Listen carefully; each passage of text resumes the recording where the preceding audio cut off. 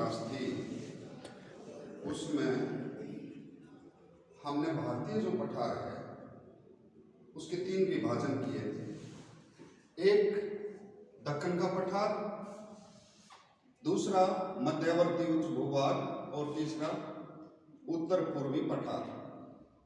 दक्कन के पठार का अध्ययन हम कर चुके हैं, जिसके उत्तर में इसकी सीमा विंध्याचल और सतपुड़ा से निर्धारित, पूर्व में पूर्वी पठार और पश्चिम में पश्चिमी घाट, पूर्वी घाट एंड पश्चिमी घाट, इसकी सीमाएं बनाते हैं।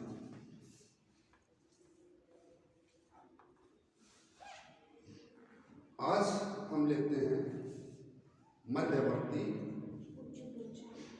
उच्च भूभाग, जो भारतीय पठार का ही हिस्सा है, उसी का पार्ट है भूगर्भीय दृष्टि से। तो इसमें हम छोटे छोटे कई पठार शामिल करते हैं। पहले इसकी सीमा देख लेते हैं।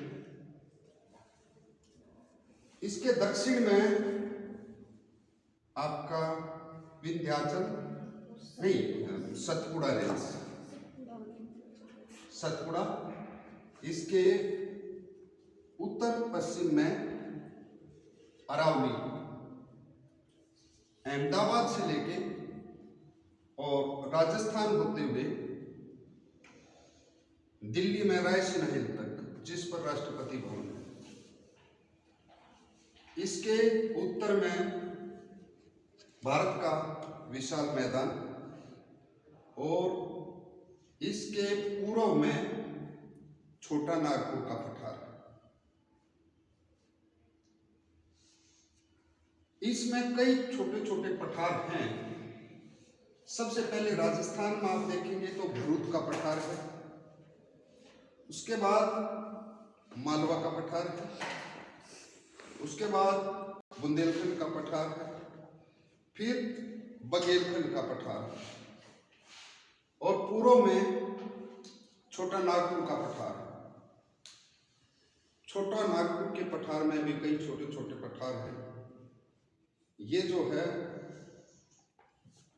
बिहार के गया और झारखंड के हजारीबाग और कुछ अन्य जिलों में विस्तृत है। इसमें हजारीबाग का पठार, कोडरमा का पठार और इसके दक्षिण में रांची का पठार।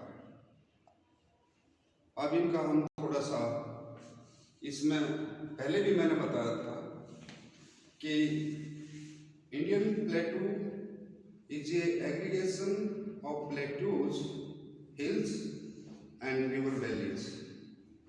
ये एक समूह है,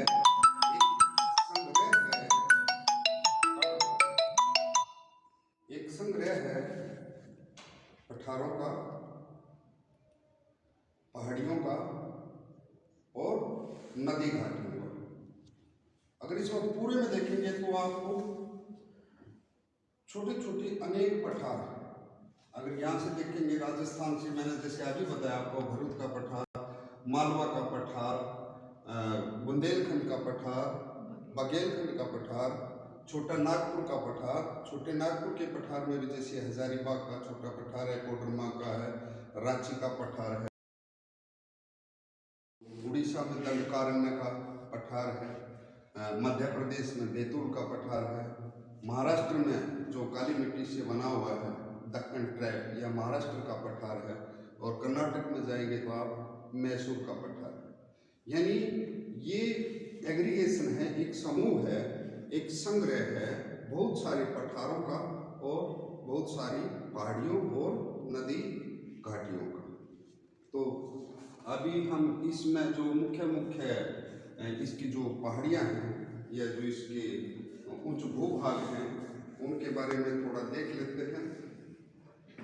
हाँ, एक और इसके बारे में थोड़ा सा मैं बताऊं कि इसका जो विंध्याचल से इसका ढलान वो जो है उत्तर की तरफ है।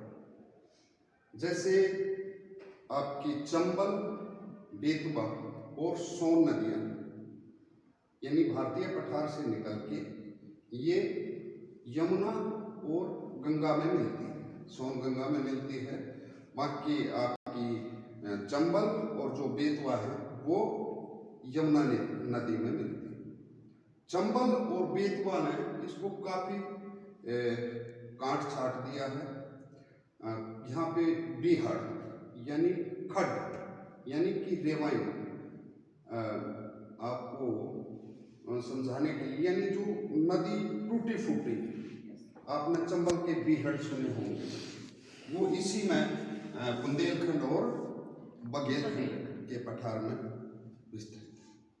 तो इसका जो ढलान वो जो है दक्षिण से उत्तर की तरफ है, और जनरल जो स्लोप दक्कन के पठार का हमने जब अध्ययन किया तो बताया था कि पश्चिम से पूर्व की तरफ। अब इसमें सबसे पहले जो हम लेते हैं अरावली। ये मालवा प्रदेश के उत्तर पश्चिम में 800 किलोमीटर की लंबाई में अहमदाबाद से लेके राजस्थान होते हुए और दिल्ली में आपकी रायसीना हिल्स, जिस पे राष्ट्रपति भवन बना हुआ है, तक विस्तृत है। ये प्राचीन पर्वतीय क्रम का निर्माण कैम्ब्रियन युग से पूर्व आका गया है, यानी कैम्ब्रियन युग से भी पूर्व इसका निर्माण हुआ। ये ओल्डेस्ट रेंज है, सबसे पुराना जो पर्वत है उसमें इसको आंका जाता है। अब ये जो है अनाच्छादन की प्रक्रिया द्वारा, अपर्दन द्वारा, अपक्षय द्वारा घिस घिस के बहुत छोटा रह गया है, और एक रेजिडुअल माउंटेन यानी अवशिष्ट मतलब बचा हुआ थोड़ा बहुत पर्वत रह गया है। इसकी हाईएस्ट जो पीक है वो है गुरु शिखर, जो इसके बिल्कुल साउथ में है। माउंट आबू जो पर्वत है, सुना होगा आपने, राजस्थान के अंदर माउंट आबू में जो इसकी हाईएस्ट पीक है, सबसे ऊंची चोटी गुरु शिखर 1722 मीटर। आप नोट कर लेना, ये पूछी जाती है। तो ये मालवा के पठार के उत्तर पश्चिम में विस्तृत है और सबसे ओल्डेस्ट रेंज है और रेजिडुअल के रूप में विद्यमान है। एवरेज हाइट इसकी 800 मीटर। इसके बाद है विंध्याचल पर्वत श्रेणी। विंध्याचल पर्वत श्रेणी गुजरात से लेके और बिहार सासाराम तक विस्तृत है। ये उत्तर भारत के मैदान और दक्षिणी पठार के बीच एक दीवार के रूप में विद्यमान है। 150 मीटर की जो समोच्च रेखा है वो भारतीय पठार और उत्तर भारत के मैदान को अलग करती है। इसमें अगर आप खंबात की खाड़ी से देखेंगे तो बारनेर, गिर फॉरेस्ट के बारे में सुना होगा, गिर पहाड़ियाँ, आगे चल के कैमू और आगे फिर पारसनाथ, जिसमें आपकी महेंद्रगिरी भी जो 1051 मीटर ऊंची है, पीक स्थित है बिहार के सासाराम में, वहां तक विस्तृत है। एस्कार्पमेंट के रूप में ये मैदान यानी उत्तर भारत के मैदान और भारतीय पठार के बीच में विद्यमान है। नेक्स्ट रेंज जो है सतपुड़ा की पर्वतमाला है, 900 किलोमीटर लंबी। यह पर्वतमाला नर्मदा तथा ताप्ती नदियों के बीच पश्चिम में राजपीपला की पहाड़ियों से आरंभ होकर उत्तर दिशा में महादेव और मैकाल पहाड़ियों के रूप में अमरकंटक तक फैली हुई है। यानी इसके पश्चिम में जो है वो सतपुड़ा की, यहाँ महाराष्ट्र में राजपीपला हिल और इसके पूर्व में अमरकंटक। अमरकंटक अभी जब हम ड्रेनेज सिस्टम पढ़ेंगे तो उसमें कई तरह के आपके ड्रेनेज पैटर्न होते हैं। डेंड्रिएटिक होता है, अरीय प्रतिरूप होता है, जालीनुमा होता है। तो ये अरीय प्रतिरूप बनाते हैं यह अमरकंटक की जो पहाड़ी है। यहाँ शिव जी का मंदिर है, पूजा अर्चना भी होती है। तो यहाँ से सोन नदियाँ, हस्ता नदियाँ और इधर को भी नदियाँ निकलती हैं। यानी जिस पहाड़ी से चारों तरफ को नदियाँ निकलती हों उसको जो ड्रेनेज सिस्टम है उसको अरीय प्रतिरूप कहा जाता है। तो राजपीपला हिल से अमरकंटक तक इसका विस्तार है। इसकी जो हाईएस्ट पीक है सतपुड़ा की वो है धूपगढ़, और सेकंड मोस्ट हाईएस्ट पीक है इसकी चौरागढ़। ये मध्य प्रदेश के अंदर एक पचमढ़ी हिल स्टेशन के नाम से भी फेमस है। ये दोनों चोटियां वहाँ पे विद्यमान है और दोनों ही चोटियों पे मैं 2-3 बार जाके आया हूँ। राजपीपला, इसके बीच में महादेव, मैकाल और अमरकंटक इसके पूर्व में, जबलपुर, नर्मदा नदी पर धुआंधार जलप्रपात अपने सौंदर्य के लिए विश्व प्रसिद्ध है। धुआंधार जलप्रपात जो नर्मदा नदी पर जबलपुर सुना होगा आपने, वहां पे है। इसके बाद हम देखते हैं बुंदेलखंड का पठार, मालवा के पूर्व में तथा यमुना नदी के दक्षिण की ओर विंध्य कगार के पास इसकी स्थिति है। यानी जो मालवा का पठार है, यानी अरावली के पूर्व में मालवा का पठार और उसके बाद में कौन सा पठार है? बुंदेलखंड का पठार। बुंदेलखंड का पठार बेतवा के आसपास। तो चंबल और बेतवा ने बुंदेलखंड के बाद में बघेलखंड का पठार है। बघेलखंड का बुंदेलखंड और बघेलखंड में ही मैं जैसे पहले चर्चा कर चुका हूं कि बीहड़, चंबल के बीहड़ यानी टूटी फूटी भूमि, उत्खात भूमि जिसको बोलते हैं, बेडलैंड जिसको बोलते हैं, जिसमें अनेक घाटियां बनी हुई। कभी कभी ये आपने डाकुओं के बारे में सुना होगा, तो छिपने की दृष्टि से ये बीहड़ वहाँ को सर्च ऑपरेशन पुलिस को करना मुश्किल हो जाता था। तो ये डाकुओं की सड़सथली काफी समय तक रहे।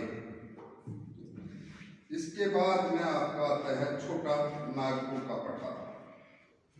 सोन नदी के पूर्व में दक्षिणी बिहार के गया तथा झारखंड के हजारीबाग व रांची जिलों में विस्तृत है। दामोदर नदी इस पठार के मध्य भाग में एक भरंस घाटी से होकर गुजरती है। और इसमें भी जैसे मैंने पहले बता दिया है कि छोटे छोटे कई पठार हैं, हजारीबाग, कोडरमा, रांची का पठार, और इसमें राजमहल की पहाड़ियाँ भी हैं, पार्श्वनाथ की पहाड़ियाँ हैं, तो काफ़ी पहाड़ियाँ भी हैं इसमें। और ये खनिजों की दृष्टि से एक इसमें आपका लोहा, आपका कोयला, बहुत सारे खनिज जिन पे हमारे उद्योग धंधे आधारित हैं, उनका भंडार छोटा नागपुर के पठार। तो ज़्यादातर जो बड़ी इंडस्ट्री है अपनी, वो भी इसी के आसपास में अवस्थित है। जैसे आपका जमशेदपुर, राउरकेला, भिलाई, दुर्गापुर, ये जो इंडस्ट्री है, आयरन एंड स्टील इंडस्ट्री, इसी के आसपास अवस्थित है। अभी हम इसके तीसरे पार्ट पे चलते हैं। 2 पार्ट इसके कंप्लीट हो गए। एक आपका दक्कन का पठार, दूसरा आपका मध्यवर्ती उच्च भूभाग। अब तीसरा जो इसका पार्ट है वो है उत्तर पूर्वी पठार। उत्तर पूर्वी पठार जो मेघालय के अंदर गारो, खासू, जैंतिया और मिकिर हिल्स, साथ ही असम के अंदर कार्बी आंगलांग का पठार इसमें शामिल है। इसके बारे में मैंने पहले भी बताया था कि ये भूगर्भिक दृष्टि से, जियोलॉजिकल हिस्ट्री के लिहाज से पेनिनसुलर इंडिया यानी प्रायद्वीपीय भारत का ही पार्ट है। ये इससे अलग कैसे हुआ? जब इंडो ऑस्ट्रेलियन प्लेट, भारतीय ऑस्ट्रेलियन प्लेट नॉर्थ की तरफ मूवमेंट कर रही थी और उसने नॉर्थ ईस्ट की तरफ जब घुमाव लिया तो यहाँ पे एक भ्रंश पड़ गया।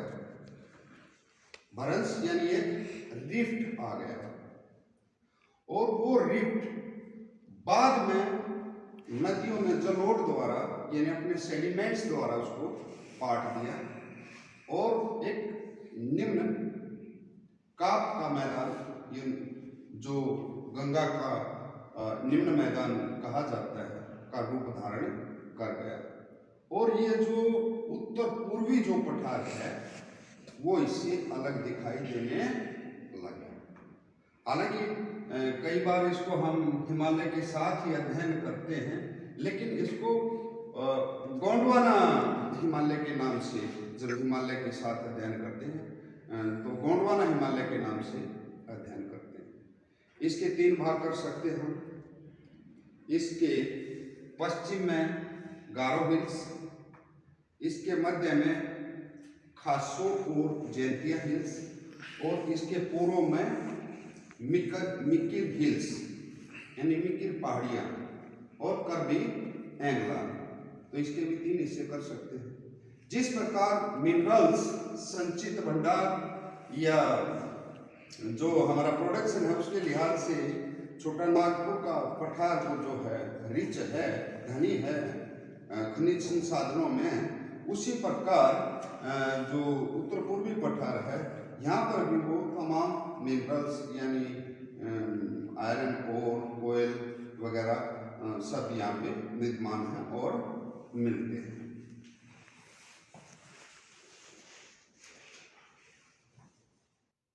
हिमालय की उत्पत्ति के समय भारतीय प्लेट के उत्तर पूर्व दिशा में खिसकने के कारण राजमहल पहाड़ियों और मेघालय के पठार के बीच भ्रंश घाटी बनने से मेघालय और कार्बी आंगलांग पठार प्रायद्वीपीय पठार से अलग हो गए।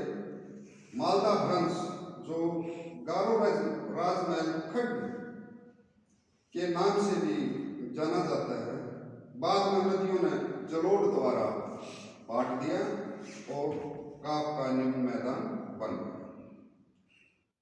चेरापूंजी एक नग्न चट्टानी दरार इसी में है, जहां पर वनस्पति बिल्कुल नए के बराबर है। छोटा नागपुर के पठार की भांति यहाँ पे कोयला, लोहा, सिलिमेनाइट, चूने का पत्थर, यूरेनियम जैसे खनिजों का भंडार अवस्थित है। तो आज हमारी ये यात्रा भारतीय पठार की भूभागारी की यानी फिजियोग्राफी ऑफ इंडियन प्लेटू की यहीं तक है। नेक्स्ट हम पूर्वी तथा पश्चिमी घाट को लेंगे अपने नेक्स्ट टॉपिक में। अगर आपको कोई क्वेश्चन या कोई इससे संबंधित बात पूछनी है तो आप पूछ सकते हैं।